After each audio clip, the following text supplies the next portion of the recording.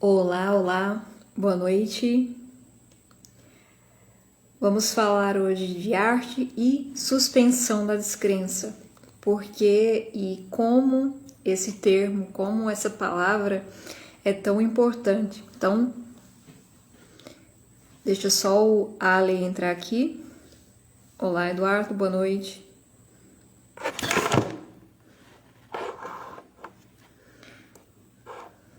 Acho que foi agora. Olá, Marise, boa noite.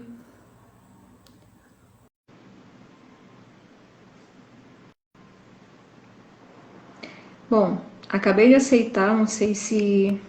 Oi, Sá. Funcionou agora. Olá, boa noite, Ale. Boa Tudo noite, bem? tudo Está me ouvindo bem? bem? Tô ouvindo você bem. Você tá me ouvindo bem? Eu tô te ouvindo um pouco baixo. Deixa eu só É? aumentar aqui o celular para ver se não é problema do meu celular. Tá, Agora melhorou. ok. Boa noite, Sá. Tudo Tu- bem? Boa noite, que finalmente estamos aqui, né? Essa Finalmente. live já, já há algum tempo que nós vemos falando, planejando e finalmente saiu, né? Está saindo. Então, muito obrigada por ter aceito o meu convite, Ale. Que isso, Seja bem-vindo aqui. imagina. Imagina, é uma honra para mim. Você sabe que eu tô aqui para te ouvir, né? Para ficar ouvindo você. Não, hoje nós vamos conversar. Você vai me ouvir, eu vou te ouvir. O pessoal aqui que está chegando no meu perfil, né? Já vou apresentá-lo. Caso caia alguma coisa, algum barulho, é porque minha gata ela tá aqui no processo de adaptação e ela tá quebrando toda a minha casa. Então, na live passada, ela passou por frente aqui do celular, né? Então, o pessoal já tá acostumado com Lua aparecendo por aqui. Bom, então vamos lá. Então, para quem não conhece, né, o Harley ele é fotógrafo. Nós nos conhecemos aqui mesmo pelo Instagram, né, e foi uma alegria muito grande, porque ele faz um trabalho maravilhoso, né? Então, quem não conhece, depois dá uma olhada no perfil que vocês vão gostar muito. Fotos maravilhosas, a gente tem um trabalho também Obrigado. com flashcards, né? Então, Sim. depois dê uma olhada lá. Bom, então acho que de apresentação já dá para vocês terem uma ideia. Então nós vamos começar a falar hoje, nessa live, sobre suspensão da descrença, né, e a arte, como essa palavrinha, esse termo, influencia, né, como leitores e também como produtores, escritores, né? Então, no meu perfil eu falo literatura, né? Você, no seu, traz assuntos relacionados à arte, à fotografia, então tem tudo a ver, né? E para começar, antes de explicar assim o que é, como nós usamos, o que é bem a suspensão da descrença, né? Eu queria que vocês, né, junto aqui comigo, começassem a pensar na seguinte cena, né? Vocês estão com a família, todos sentados, né, na sala, no sofá, e vocês começam a assistir a um filme, né, um filme qualquer, e tem aquela pessoa que no meio do filme, no decorrer do filme, começa a falar, né, nossa, que coisa mentirosa, né? Esse fulano ali, como é que ele fez isso? Como é que ele consegue voar? E, enfim, começa a questionar, né? Geralmente é a vozinha, né? Lá na minha casa, a minha casa era minha mãe. Ela assistia todos os filmes que nós íamos assistir. Ela falava, né? Que coisa mentirosa, né? E ficava sempre falando e reclamando. Então, a partir daí, pensando nessa situação, a gente vai entender melhor o que é suspensão da descrença, né? Então, a suspensão da descrença, só para dar uma ideia aqui melhor ali para o pessoal, é um termo que ele é utilizado, né, desde assim, formalmente, né, foi colocado pelo o Samuel Taylor Coleridge, né, lá no Romantismo, e ele criou, né, ele deu esse termo, mas já existia, né, desde Aristóteles na Poética, daqui a pouco a gente vai falar um pouco, essa ideia de suspender a descrença, né, estando em contato com a arte, com a literatura, ela já existia, né, e Aristóteles já fala um pouco, mas não coloca esse termo, né, só lá com o Samuel Taylor, que ele coloca isso uma espécie de crítica literária. Primeiro, um livro que vai falar sobre literatura. Uhum. Então, é um termo que nós usamos, né, que na crítica literária, enfim, toda a tipo de arte, para falar daquilo que nós, como espectadores, né, nós reagimos diante daquele livro, daquele filme que nós estamos em contato. Né? Então, é a capacidade do leitor ou do espectador de acreditar, né, de forma voluntária naquilo que ele está lendo ou que ele está assistindo. Né? E a gente tem que marcar muito bem essa palavra voluntária, né? Porque tem que ser voluntário, né? A gente guarda um pouquinho isso aí que nós vamos voltar mais na frente a falar. Então, a suspensão da descrença é o contrário da crença, é você suspender a descrença, ou seja, passar a acreditar naquilo que você está lendo, naquilo que você está assistindo, mesmo que pareça um absurdo para o nosso, né, a nossa realidade ou ao mundo real. E aí daqui a pouco a gente vai falar um pouco também da verossimilhança que está ali junto, né, com a suspensão da descrença para que ocorra uma boa leitura ou um bom, né, assistir a um filme sem ficar sempre reclamando, né, que é mentira, que isso aí não funciona. Então, não sei se você já passou por isso, né, Ali, com alguém em casa, ou mesmo lendo e assistindo, Uhum. de ver algo e ter essa sensação, né, de que coisa mentirosa, isso aí não é possível. Já teve? Nossa, assim, primeiro que boa noite, pessoal, todo mundo que está aí. É um tema, eu sempre quis ouvir, assistir uma live com esse tema. Eu gostaria de assistir uma live assim, porque é o tipo de assunto que não vai atrair as massas. Então a gente não está falando aqui para as massas. Nós estamos falando para um grupo muito restrito, né? Talvez alguns que já saibam o que é suspensão de descrença ou suspension of disbelief, para ficar mais chique, né? Em inglês Sim, fica mais chique. fica. Mas, como a gente está falando para um público mais restrito, a gente sabe que não é um tipo de assunto para a grande massa, né? Mas eu acho que é um assunto essencial. Eu acho que isso é necessário. Porque eu acho que a nossa formação, a nossa base, né, transformou a gente assim em questionadores sem ler nada. Então todo mundo tem opinião sobre tudo sem nunca ter lido nada ou ter lido pouco, né? Então nós ficamos com uma personalidade extremamente viciada. Então a gente começa a ler um livro, a gente começa a teorizar o livro, né? A gente não se deixa ser impressionado pela leitura. A gente começa a assistir um filme, a gente começa tá assistindo um filme e já está com o espírito inquieto, discutindo com o filme, questionando a fotografia, o enredo, se o enredo presta, se o enredo não presta, se os artistas estão atuando bem, se o texto está bem decorado ou não. Então, isso, isso eu acho, Sá, que isso está na nossa formação, sabe? Inclusive, isso atrapalha até mesmo na nossa formação religiosa.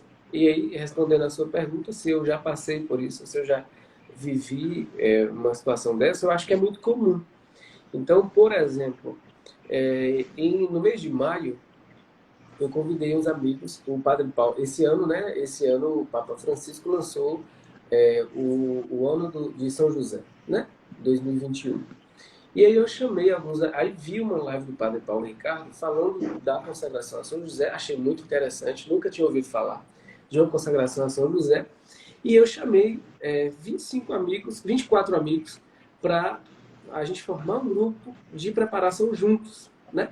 Então existe um manualzinho, que até encontrei ali porque eu estou me mudando, aí eu estou tirando os livros das caixas agora. E aí existe um livro. Esse livro é como se fosse um tratado, e aí ele é muito bem fundamentado na tradição da igreja, com testemunhos, sabe, com revelações privadas.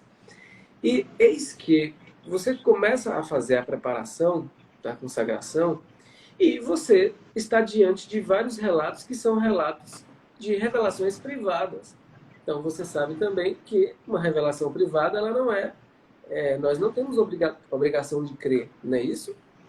Porque uma revelação privada não é oficial, né? A revelação pública está na Sagrada Escritura. Mas o fato é que a gente começa a ler o texto, ler o testemunho, e você já começa a questionar o fundamento daquela revelação.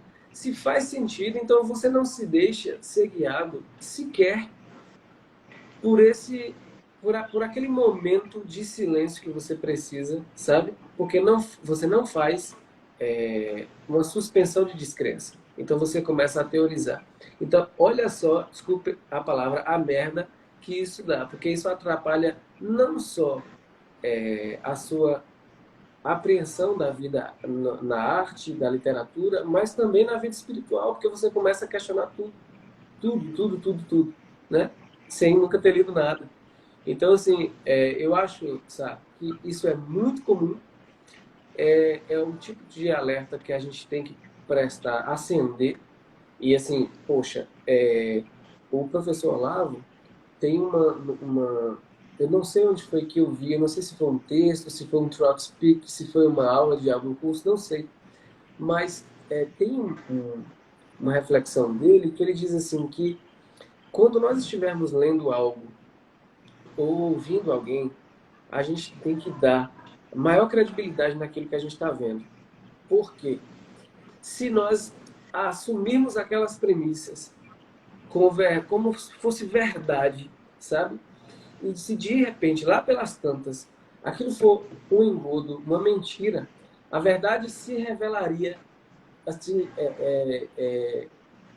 de forma absoluta para a gente. É como se intuitivamente a gente percebesse que não faz sentido aquilo ali. Mas primeiro, você dê um voto de credibilidade. Você precisa acreditar no que você está lendo, ou que você está ouvindo, sabe? Então é isso. Eu vou passar para você porque eu falo demais. Não, sem problema. Foi muito bom essa tua indicação na tua fala, né, sobre trazer essa sua visão, né, sobre a visão também da religião, porque eu, por exemplo, eu dou aulas, né, aqui em escolas aqui em Goiânia, e eu trabalho com os Lusíadas, né, nas escolas. E ao estudarmos os Lusíadas, é inevitável não estudarmos mitologia, né? Enfim, não tem como. E aí, uma das primeiras coisas que eu faço com os meninos é trazer essa ideia para eles, né? Ó, primeiro, para de pensar tenta, né, pelo menos, parar de pensar como nós pensamos hoje, né? Não tenta ver o livro com os olhos, né, com as visões geográficas, né, as teorias científicas, astronômicas de hoje, porque não são elas que Camões usou ao escrever o livro, né? Não são essas que as pessoas tinham lá na época e antes dele. Então, primeira coisa que eu faço com eles é isso, né? Para eles pararem de pensar, quererem enxergar sempre as coisas com a medida da nossa época, porque o livro não foi escrito, né, na nossa época. E aí vem a questão da mitologia, né? Que também a gente trata a todo momento, eu estudo com eles. E na mitologia, assim, né? Pensando comparando com a realidade, né, nós temos coisas assim absurdas, né? O nascimento, por exemplo, de Baco, né, ou Dioniso, ele está lá sendo gerado, né, por Semele, sua mãe, que é uma mortal, é filho de Zeus, né, de Júpiter, e tem todo o drama, né, que a esposa de Júpiter, que eu sempre vou usar os nomes romanos, tá? Estou sempre acostumada a usar os nomes romanos. Então, a esposa de Júpiter, né, Juno, descobre que Júpiter está completamente apaixonado por Semele e finge ser a ama, né, a escrava da Semele, e fala para ela, ó, na cidade todo mundo está comentando, falando que esse filho não é de Júpiter, enfim, começa a criar toda uma situação. E Semele, ela acredita nisso e põe à prova, né? Pede para Júpiter para ele aparecer em toda a sua majestade, né? Em todo o seu esplendor. Só que isso, ela não sabia isso. Qualquer pessoa que tentasse enxergá-lo, vê-lo dessa forma, seria totalmente queimado, né? Morreria porque o humano não conseguiria vê-lo no seu esplendor. E aí ela fez isso, pediu, e Júpiter atende ao pedido da Semele, e ela acaba sendo queimada, né? Enquanto ela está ali queimando-se, Júpiter, para salvar o Baco, né, a criança, tira ele da barriga da mãe, do ventre da mãe, e o coloca na coxa, né? Ele vai ser gerado dali para o final, até nascer, gerado na coxa de Júpiter. E aí, quando os meninos escutam isso, eles ficam horrorizados, né? Mas como, né? Tem coisa que é absurdo. E como alguém pode ser gerado na coxa e vai e começa. Não, você não sabe quantas coisas eu escuto com esses meninos. É engraçado, mas é muito interessante você ver. E isso no começo, depois eles já estão acostumados e eles ficam, né? Eles não ficam mais tentando achar explicações lógicas para o que não pode ter explicação lógica, né? Eu falo.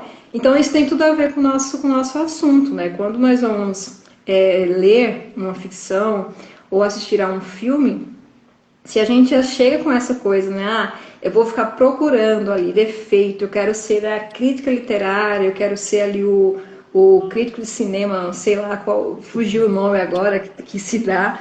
E se a gente já chega com essa atitude, né?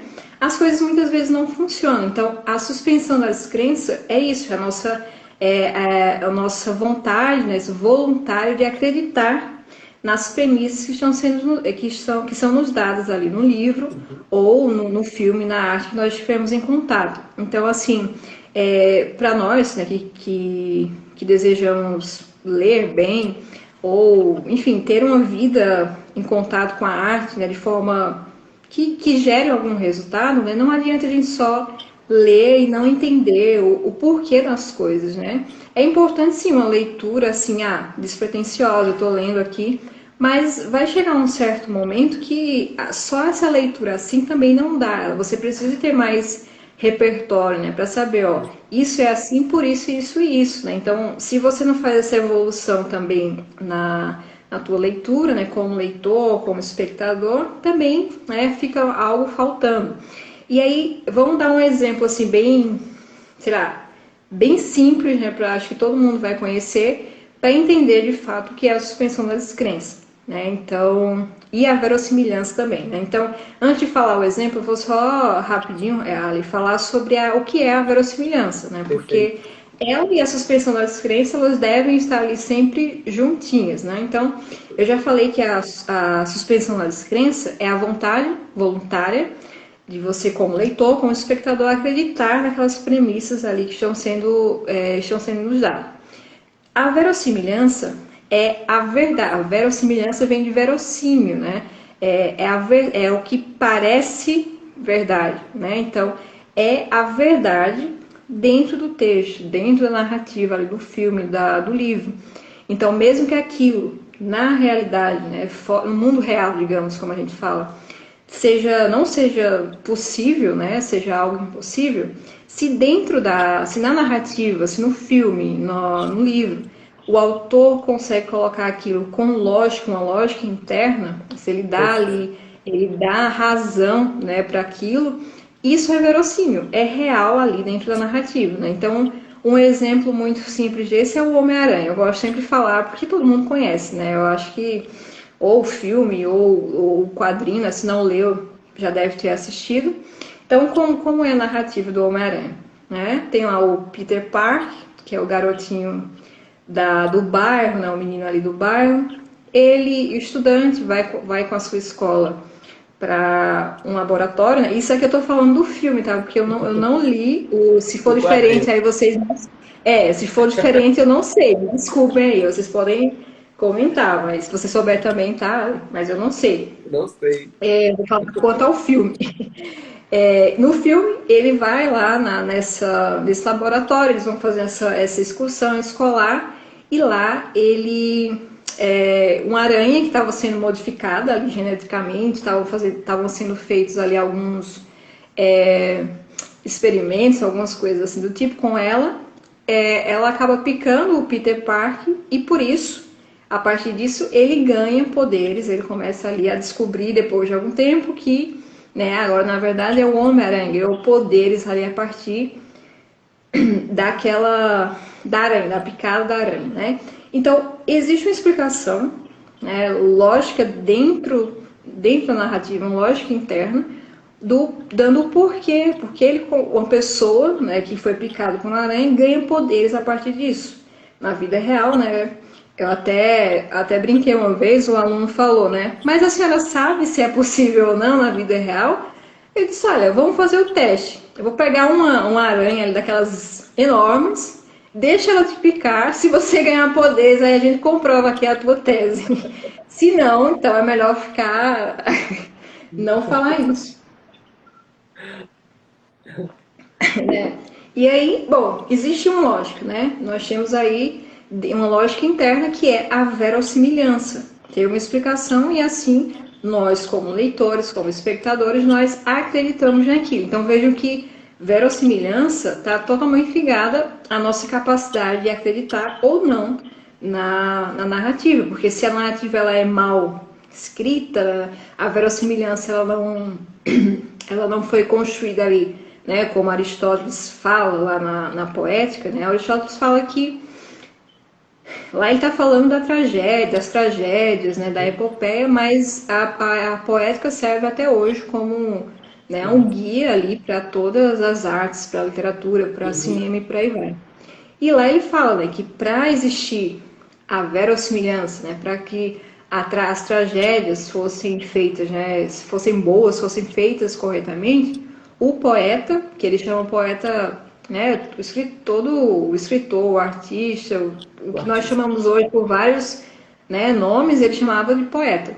E ele fala que o poeta ele deve seguir aquela lógica, né, começo, meio e fim, que parece muito, né? A gente pensa assim, nossa, que Aristóteles estava achando que todo mundo é idiota, que não sabia isso, né? Que tem que ter começo, meio e fim, parece ser bem óbvio, mas só que não é, né? A gente vê isso na prática que as pessoas, às vezes, né? Os escritores, os roteiristas, eles esquecem disso. E o Sim, que é sim. basicamente o que é que Aristóteles está falando, ó? Precisa ter, você não pode colocar nada no teu livro, na tua tragédia, na epopeia, nada que não tenha relação com o que veio antes e nem que não tenha relação com o que vem depois. Aí elas têm que estar tudo, né? As cenas, as partes da narrativa têm que estar sempre umas ligadas às outras. Então, por exemplo, quando a gente assiste a um filme que tá lá, né? Tudo certo até determinado momento, e aí aparece um ser humano lá, que você fica pensando, né? Mas de onde esse rapaz surgiu? Ele não poderia estar aí, não tem uma situação, não tem uma explicação, não teve nenhum indício lá no começo, né, que ele poderia chegar e por aí vai. Isso é falta de verossimilhança, né? Falta dessa construção aí. Quer falar um pouquinho? Porque É, eu também falo muito, tá? Se não, deixar. eu achei interessante isso aí que você falou, porque é o seguinte, o artista, quem trabalha com cinema, com artes em geral, com textos, é muito fácil se perder na narrativa. Porque assim, Aristóteles colocou, é preciso que tenha início, meio e fim. Parece muito bobo, mas quando nós temos uma inspiração, quando a gente, vou pegar aqui, vou montar uma exposição fotográfica, tá? Então, eu tive uma inspiração, vou montar uma exposição fotográfica. De repente, quando você vai fazer a curadoria das imagens, evidentemente, você tem uma história a ser contada ali. Você tem uma narrativa ali, né? E é muito fácil você se perder. Por quê? Porque você está tão ansioso, você quer tanto que as pessoas vejam o que você está vendo, que se você não tiver muito cuidado, não descansar um pouquinho, você se perde. Então, existe um exercício, por exemplo, para quem vai montar narrativa fotográfica, existe um exercício que você faz uma curadoria. Para quem não sabe, curadoria é a escolha das imagens, né? As melhores imagens, aquelas que mais se aproximam do que você quer contar. E você escolhe essas imagens e coloca essas imagens em ordem, certo? Então você vai revelar ou imprimir e coloca essas imagens em ordem. Depois que você colocá-las em ordem, você esquece e volta nessas imagens depois de 2 ou 3 dias, para que você olhe de novo e veja se existe coesão, se tem início, meio e fim. É assim também num texto, você que escreve, é assim também no cinema. Então, por mais que seja muito evidente, a princípio muito óbvio que Aristóteles está falando, mas é muito fácil para o artista ele se perder, né? É muito fácil. Então, às vezes você, poxa, estou produzindo um documentário. E no documentário, por mais que você faça a roteirização de forma pormenorizada, mas quando você está ali na produção em si, às vezes você se perde. Já aconteceu comigo. Então, eu fiz um vídeo, eu lancei um vídeo bem pequenininho, tem que, eu acho que foi no mês de maio, para falar da, do Regina Celli, né? Como surgiu o Regina Celli e tal. Mas o meu objetivo, no final, eu não consegui porque eu estava tão imerso, mas tão imerso na história, que era para eu ter parado um pouquinho, descansado e só depois soltar o vídeo. Então eu não fiz isso, né? Então, assim, parece óbvio isso, que é preciso que a narrativa tenha início, meio e fim, mas para um artista, quando você está ali envolvido com a coisa, vivendo aquele texto ali, no texto é a mesma coisa que você tem que escrever e depois volta, manda para alguém para ler, e depois você rumina de novo o texto, escolhe palavra por palavra, mas é fácil, de fato, você se perder, né? Uhum. Não, mas pois é, né? É isso que eu falo sempre nas aulas de redação, por exemplo, né? Que tem que ter também esse cuidado, principalmente lá nas narrativas, mas também como leitor, né? Nas aulas de literatura, para que a gente fique atento, nós fiquemos atentos também a isso, né? Então, muitas vezes há um erro, que é um erro de verossimilhança que faltou ali o autor, né? Ele não conseguiu colocar, ele não conseguiu estruturar aquilo de forma, né, como deveria ser. E se a gente consegue, se nós estamos fazendo a leitura realmente uma leitura atenta, né?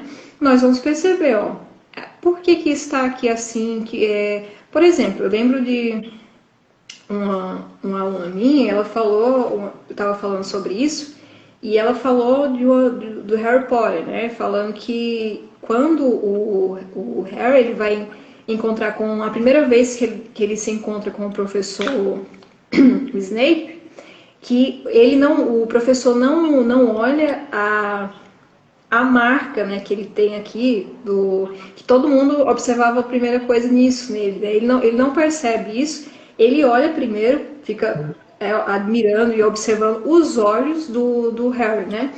E aí passa aquela cena, aquela primeira coisa, e ninguém entende bem o porquê. Só que depois, lá no final, né, descobre-se que ele olhou primeiro ali para os olhos do Harry porque o professor Snape ele foi apaixonado pela mãe do Harry e os olhos dela eram muito parecidos com o do menino, né, com o do Harry. Então por isso que ele fez isso. E aí então o roteirista, a pessoa lá, a escritora, né, ela fez isso, ela deu um indício, ela colocou algo lá no começo para que quando aparecesse essa cena final, mostrando que ele tem essa paixão pela mãe do Harry, nós, como espectadores, como leitores, entendêssemos, né? Ah, foi por isso que lá no começo ele não observou a marca, mas sim os olhos do garoto, né? Então tem uma relação. E aí, se você como, por exemplo, né, literatura, textos mais longos, narrativas mais longas, se você como escritor, como roteirista, né, você não consegue juntar essas peças, já que tem um espaço muito grande entre uma e outra, acaba se perdendo. Só que isso para o espectador, para o leitor, é muito visível, né? Uhum. É igual quando nós estamos gravando vídeo, assim, né, aulas falando em vídeo, qualquer erro, né, que nós fazemos, né, alguma coisa da gramática, né, algum erro assim do português, qualquer coisa, fica muito mais evidente do que quando nós estamos falando assim, né, uma conversa Uhum. sem a câmera, né? Parece que quando filma, quando tá aqui, o negócio fica mais, né? E isso é muito claro, ficou muito claro para mim quando a gente começou agora, desde o ano passado, a ter que dar aulas online, a gravar aulas, e aí quando você vai ver, né, você começa a perceber uma série de coisas, né, de erros, assim. eu repito muito tal palavra, né? Eu faço muito, eu mexo muito as mãos. Eu sou meio italiana nesse sentido, eu só falo mexendo as mãos. Então, você tem que ir se, né, policiando, se observando e melhorando algumas coisas. Mas isso tudo faz parte também do que nós estamos falando, né? Então, eu separei aqui só para falar, mostrar rapidinho aqui para vocês, esse livro aqui do Tolkien, né? Árvore e a Folha, né? Que é um livro onde ele divide, na verdade, né? Ele traz um conto, né? Que é chamado Folha de Migalha e na primeira parte ele traz um texto mais crítico falando sobre as fábulas e todo esse universo dos contos de fadas, na verdade. E aí o Tolkien, né, ele assim, ele é o exemplo máximo, né, do autor, da pessoa que criou a verossimilhança, né, os textos com verossimilhança, e ele conseguiu, né, fazer assim ao máximo a suspensão da descrença no espectador, no leitor dele. Só que ele traz uma novidade, né? Ele foi assim bem inusitado, porque ele falou o seguinte, ó: não é o leitor ou o espectador que tem que trazer a suspensão da descrença, não tem que ser feita pelo leitor ou pelo espectador. É o escritor que tem que escrever bem, tem que ser verossímil, tem que criar tudo que dê condições para suspender, para que o espectador, né, o leitor, suspenda a descrença. Então ele meio que muda. Ele tira a responsabilidade, né, do leitor, do espectador, e coloca no escritor, no roteirista. Legal. Ele fez isso aqui, esse livro é muito, muito interessante, muito bom. Recomendo, inclusive. Assim, para quem quer trabalhar com os filhos, né, ou com o professor, para saber mais sobre os contos de fadas, né, aqui é um bom começo. Deixa eu só beber aqui uma aguinha. Gustavo, você está comentando aí da suspensão de descrença, e aí tem um problema que talvez quem esteja nos assistindo aí é o seguinte: quando existe e aí é uma pergunta, vou fazer uma pergunta, vou lançar para você, tá? Existe algum momento que nós não devemos suspender essa descrença, né? Existe esse momento aí. Por que eu estou perguntando isso? Porque hoje, infelizmente, se a gente for ler tudo quanto é porcaria que a gente encontra na frente, né? Se a gente for todo texto, todo artigo, sem consultar, saber qual é a cosmovisão daquele escritor, o que ele acredita.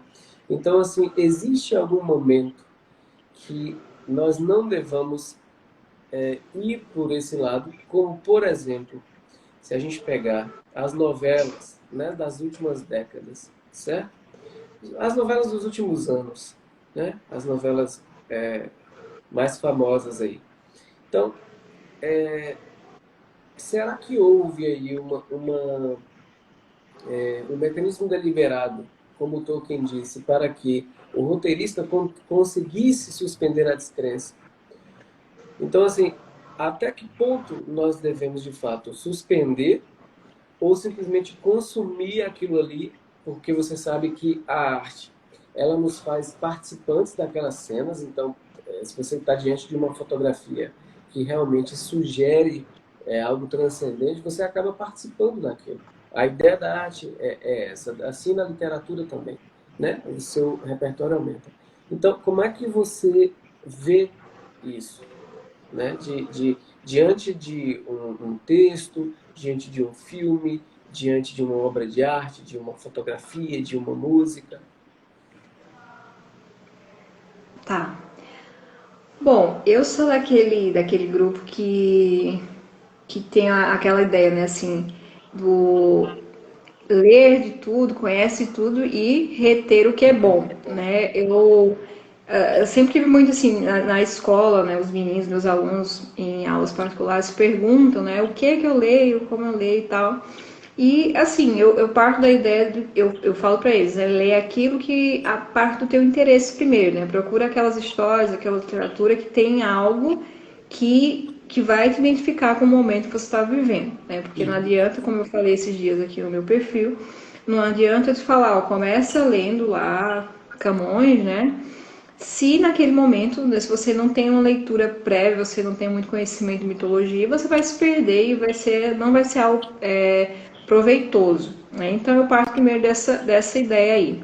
E aí depois, né, a sua pergunta é essa, né? Se tem algum momento que nós não devemos suspender a descrença, olha, se tratando de ficção, literatura, né, de filmes, se você se prestou, né, a assistir, a ler aquilo, eu acho que você deve acreditar enquanto está lendo, enquanto você está ali assistindo, porque mesmo que depois você termine de ler, né, você fala, ó, isso aqui, né, não tem nada a ver. Essa pessoa aqui Perfeito. escreveu e ela distorceu, né, toda o que é a realidade aqui. Isso aqui é exatamente isso que a gente está falando aqui, né?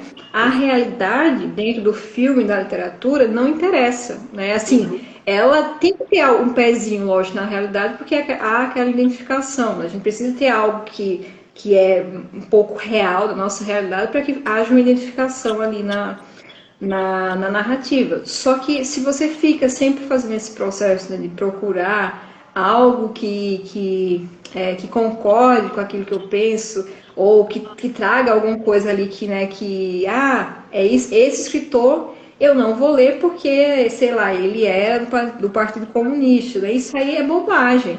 Isso Uhum. aí eu acho muito, né?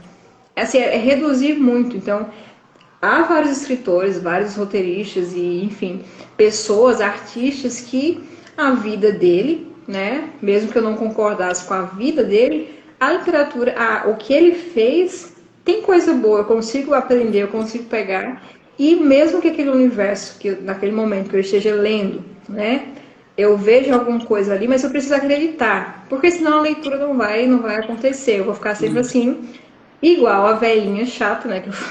Que é aquele, a senhorinha que fica todo momento reclamando do filme, da novela, brigando lá com os personagens, né? Então é claro que hoje mais, né? Vai sempre acontecer isso de usar a arte ser usada para como propaganda, como propagar qualquer que seja a ideologia, tá? Enfim, sempre aconteceu isso. Só que se você tem essa maturidade, você tem leitura, e aí você entra em contato com uma narrativa que você consegue enxergar ali, né? Alguma tendência, alguma coisa puxando para, né, tentar modificar algo, né? Se você consegue fazer essa leitura, acreditou naquele momento, terminou de ler, que né, é legal, a narrativa foi envolvente. Se ele usou a verossimilhança, né, como deve ser usada. Se foi bom, né, por que eu ficar, né, não. Terminou o filme aí, você pode falar, você pode, o filme, ou a narrativa, o livro. Mas assim, é sempre aquela coisa, né, você tem que saber ler, você tem que saber assistir, tem que saber reter o que é bom. Então isso também parte de uma preparação, né, de uma leitura, de um processo que vai se construindo, que a gente vai trabalhando, né, a cada leitura, a cada contato, né, com a arte, enfim, é o que nós estamos Perfeito. falando. Então, eu parto dessa ideia. Não sei se você Não, também concorda. eu penso assim também, porque veja bem, se você começa a ler por nichos, né? Ah, isso aqui é de direita, isso aqui é de esquerda, isso aqui é conservador, isso aqui é liberal, isso aqui, sabe? Você vai começar a raciocinar por caixinhas. E isso trava o desenvolvimento até da sua personalidade, porque você não vai conseguir pensar fora da caixinha. Então, assim, é claro que nós precisamos ouvir todo mundo e ponderar o que é bom. Esse discernimento nós aprendemos com a prática, evidentemente, né? Com a prática. Então, você comentou aí, seja qual ideologia for, como de fato não era assim com o nazismo. O nazismo tinha uma estética própria. Tem um documentário que está disponível no YouTube, é, Arquitetura da Destruição. Esse é o documentário, A Arquitetura da Destruição. O documentário, ele mostra muito bem qual era a perspectiva de beleza dentro do nazismo. Então, para você ter ideia, a equipe do Hitler era feita, na sua maioria, de artistas. Então, olha só, né? De artistas. Então, eles tinham o objetivo de fazer um museu para Hitler. O próprio Hitler pintava, era um pintor frustrado, um artista frustrado, mas era um artista. Então, assim, é claro que existem correntes que vão divergir até da nossa visão de mundo, mas se você começar a consumir determinada coisa somente por rótulo, isso facilmente vai levar você até para uma armadilha, porque se o cara de esquerda disser para você, então, que no rótulo que aquilo é de direita, você vai consumir, porque você só vai consumir coisa de direita. Então, não é por aí, não é pelo rótulo. Então, mas é pelo que a verossimilhança, a coesão que existe ali dentro do texto, do filme, da canção, da fotografia. Porque se o cara ele sai do discurso poético para fazer uma narrativa puramente ideológica, uma panfletagem ideológica, poxa, então ele já escorregou. A gente já não está mais lidando com o texto literário, a gente está lidando com um cara sacana que quer conduzir você, né? Está escondendo o jogo e quer conduzir você para um outro discurso, né? Que aí já entra até na retórica, até, porque ele está querendo que você tome determinado posicionamento. Então a gente já saiu da poética, né? Só que esse discernimento, e aí eu acho que entra você como professora, é preciso que alguém conduza as pessoas para que consigam discernir isso, entende? Então, eu acho que aí é a função do professor, que pega pela mão e ensina, sabe? E ensina, fala assim, não, isso aqui sim, vai por esse caminho. Esse caminho aqui, como você falou, poxa, você tem que ter determinada base para você consumir determinado tipo de literatura, porque senão você vai se perder, você não vai conseguir pegar nem as analogias, né? Então, eu concordo com você, acho que é por aí sim. No ano passado, a Netflix lançou um documentário chamado O Dilema das Redes. E aquele documentário, eu acho, não sei se você já viu, se já assistiu, é muito interessante, né? Ele vai falar sobre todos os problemas que que surgiram com as redes sociais, né? Com esse avanço enfim. E dentre as várias coisas que eles falaram lá nesse documentário, ele vai falar sobre como a manipulação, né, que fugiu a palavra agora, os códigos, não é bem os códigos, é que os algoritmos, essa é a palavra, os algoritmos fazem de acordo com aquilo que você tende a gostar, as coisas que você curte, né, que você assiste, etc. Então, eles vão fazendo ali, manipulando e enviando, te mostrando aquelas coisas que eles acham que você, né, que tem interesse para prender a tua atenção. Né? Então, o YouTube é bem óbvio, né? Fica bem claro isso. Você assiste a alguns vídeos lá, de determinado conteúdo, será de francês, por exemplo, para aprender francês. E aí começa a aparecer vários outros vídeos ali, né, como indicações para você. E aí isso é feito nas redes sociais, no geral. E lá eles falam, né, ó, por isso que em questões de você ideológicas, né, de você pensar que todo mundo tá pensando igual você. Você abre lá o Facebook, aí só tem todo mundo concordando, né? Só todo mundo concorda com o que você pensa, tá lá, né? Fulaninho escreveu. Aí você diz, nossa, todo mundo concorda comigo, então eu tô certa, porque todo mundo concorda comigo. Mas você tá sendo enganado. O que é que o Facebook ele faz? Ele vai te mostrar só aquelas pessoas, né? Ele fala assim, ó, o feed não é igual para ninguém. Cada pessoa tem o seu feed particular, né? Então, se você curte mais pessoas de tal ideologia, né, que tendem a gostar de tais coisas, você vai vê-las, né, as postagens delas ali. E aí você acaba ficando numa bolha, achando que o mundo todo concorda com aquilo e que o mundo todo pensa aquilo e que o mundo todo é aquilo, né? E aí, como é que a pessoa consegue como é que existe assim a comparação? Quando a gente vai aprender, por exemplo, figuras de linguagem, né, você vai falar da antítese, por exemplo, né? A gente fala, ó, você só pode enxergar a diferença se você o contrário se você tem acesso ao que é mesmo, né? Então, se você só sabe o que é a escuridão, você já viu a luz, né? A gente começa a dar esses exemplos assim, e é basicamente isso também, né? Como é que você vai tirar a sua conclusão, como é que você vai chegar, né, à verdade das coisas se você só vê um lado, só vê aquela opinião e acha que é aquilo e pronto, né? Então, isso é causa de vários problemas hoje nas redes sociais, no mundo todo, as pessoas ficam fechadas, né? Ah, eu só vou ler, né? Alguém me pergunta assim aqui, né? Ó, me recomenda literatura para um Direito. católico ler. Mas católico vai ler o que todo mundo lê, a literatura boa. O católico não é um ET, ele vai ler o quê? Né? Então, todas as pessoas têm que ler o que é bom na literatura. Aconteceu assim, aconteceu várias vezes comigo com os flashcards, porque a ideia dos flashcards, sobretudo a coleção de obras de arte, é você aumentar o seu repertório, aumentar o seu acesso a telas, a cultura, enfim, né? Então, existem várias atividades que você pode fazer com os flashcards.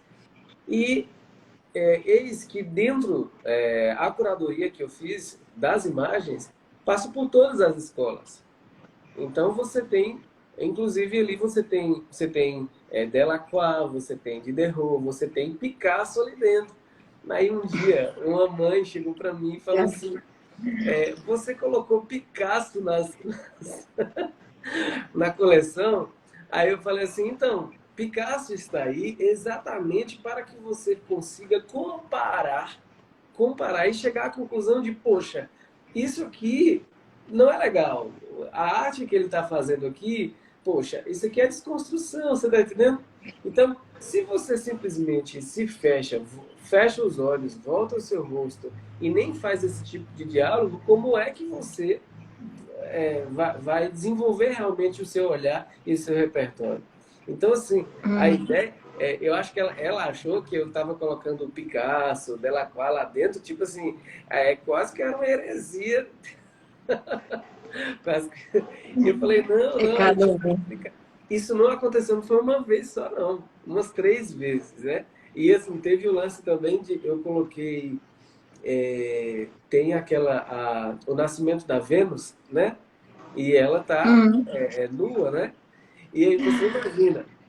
E aí você colocou, tem o nascimento da Vênus, e a Vênus está nua. Eu falei assim, tá, a Vênus, ela está nua, mas você precisa aprender a discernir se aquilo é vulgar, se é pornográfico, ou simplesmente é um corpo nu. Você está entendendo? É um corpo nu. Qual é o escândalo disso? Aí eu sempre sugiro assim, ó, você vai ponderar a maturidade do seu filho. Se você acha, porque evidentemente os pais que têm autoridade para isso, né? Então você retira o nascimento da Vênus, não mostra agora. Quando ela tiver já lá para a adolescência ou já tiver jovem, você mostra o nascimento da Vênus. Então assim, essas coisas acontecem, né? Eu acho que se a gente não tiver cuidado, o pessoal vai começar a pedir assim, faz uma coleção só para gente de direita, só para... Olha, não, você imagina também que eu já passei por situações assim bem complicadas, porque ao trabalhar mitologia, né, e eu Eu trabalho em imagino. escolas particulares, escolas confessionais católicas, né? Então, assim, tem aqueles pais né, tudo bem e tal, mas outras situações não. E a situação com o da Vênus também aconteceu comigo, porque quando eu fui falar do nascimento da Vênus, eu coloquei a imagem lá e lá do, né, nascimento da Vênus. E aí foi um absurdo, né? Os meninos, meu Deus, aí eu fui explicar, eu falei, aí foi uma confusão, né? Eu não sei como eu já não fui despedida já, colocada para fora. Mas enfim. Mas o Matheus comentou aí, pois é. Mas é isso, então, é aquela coisa, né? Como que você vai escolher? Você chega num restaurante, né? Aí você vai escolher sua comida. Mas se você só tem ali, né, duas opções, sempre, ou só tem uma opção, você está escolhendo, né? O que você tem ali. Então você não sabe se aquilo é melhor, aquela comida é melhor do que outra, porque você não provou aquilo, né? Então essa coisa ao lidar com literatura, com qualquer narrativa, com a arte, a gente não pode ser assim, né? A gente não pode ver as coisas, nós não podemos ver as coisas sempre querendo, né, que elas concordem com aquilo que eu penso, ou que eu espero, né? A literatura, as artes, elas foram feitas, né? Vão ser feitas em momentos diferentes, em situações diferentes, com né, pessoas diferentes, e se eu ficar sempre querendo só ler com a minha visão de hoje, né, colocando os nossos critérios de hoje, não vai dar certo. Então esse é um trabalho, né, um dos trabalhos que eu também faço e que, já adiantando aqui, que vou fazer né, no clube de leitura que eu vou lançar, porque já estou falando aqui, eu vou lançar amanhã, Perfeito.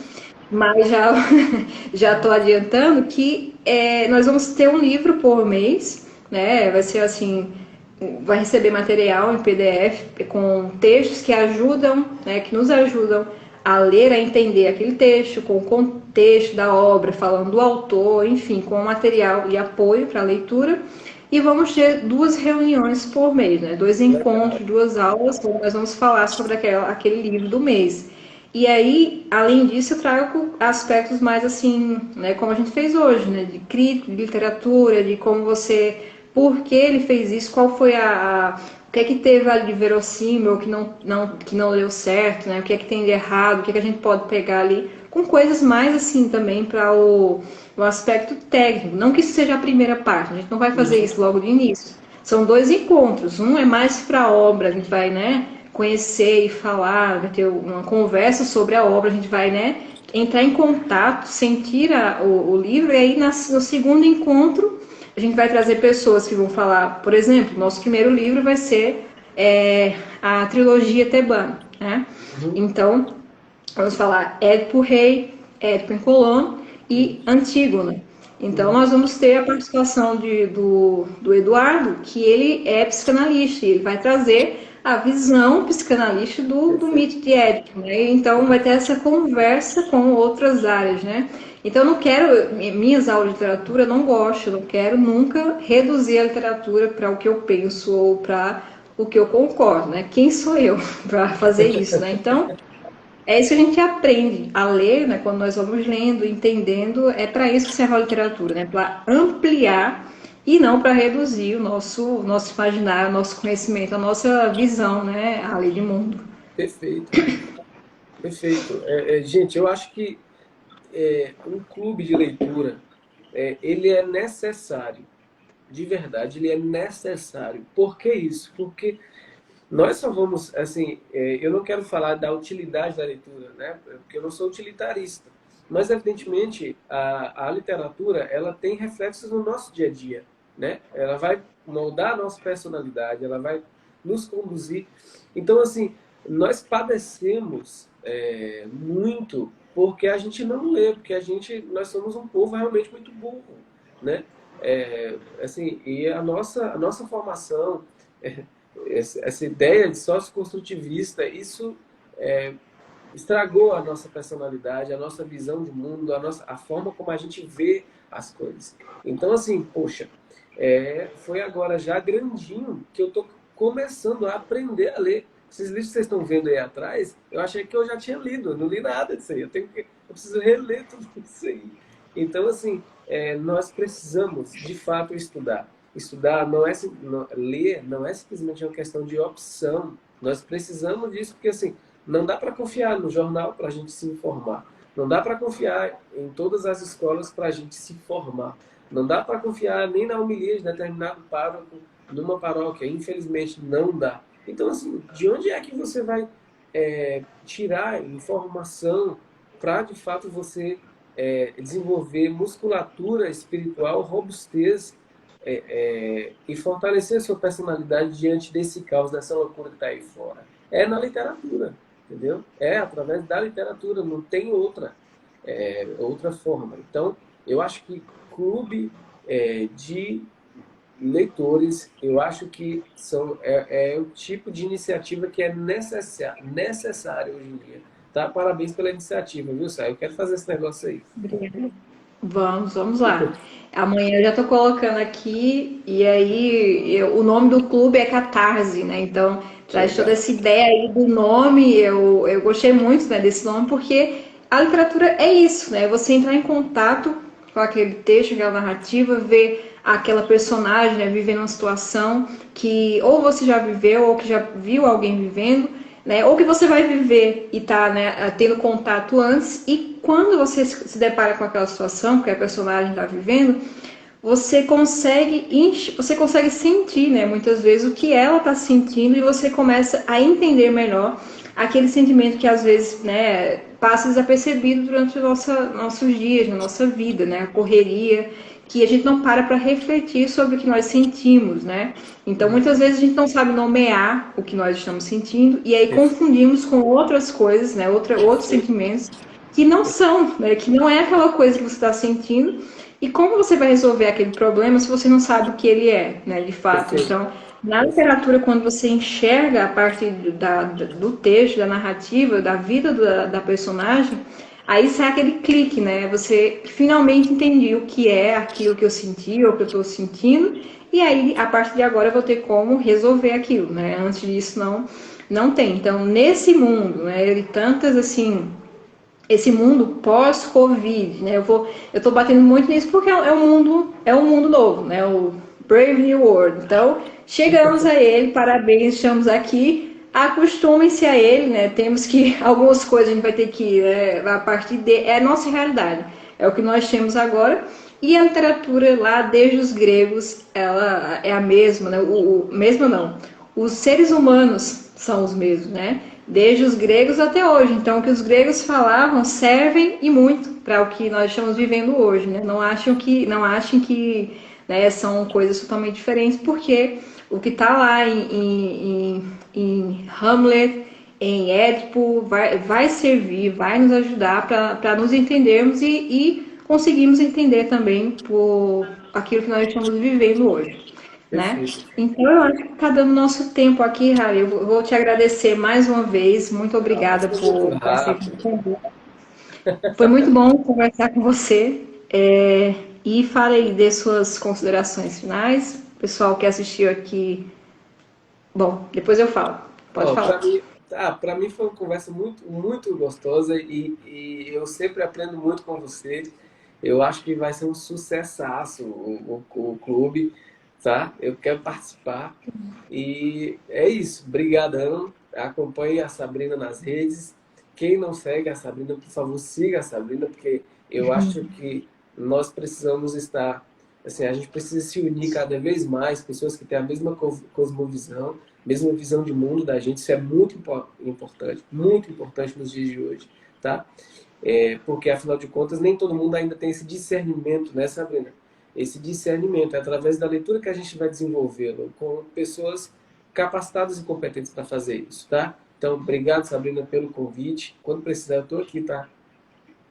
Muito obrigada mesmo. Pessoal que ficou desde o começo, que está aqui, né, participando. Se teve algum comentário, eu não vi, assim, só vi, passou um, eu acho, e alguém mandou uma mãozinha, porque o celular ele fica travando. Então, me desculpem se eu não li, tá, alguma coisa, mas podem ficar à vontade para mandar mensagem aqui pelo direct, tá? Então é isso. Muito obrigada a todos e até mais, até outra oportunidade, Allen. Muito Tchau, obrigada. tchau, Sabrina. Obrigado, eu. Boa Tchau, tchau. noite. Tchauzinho.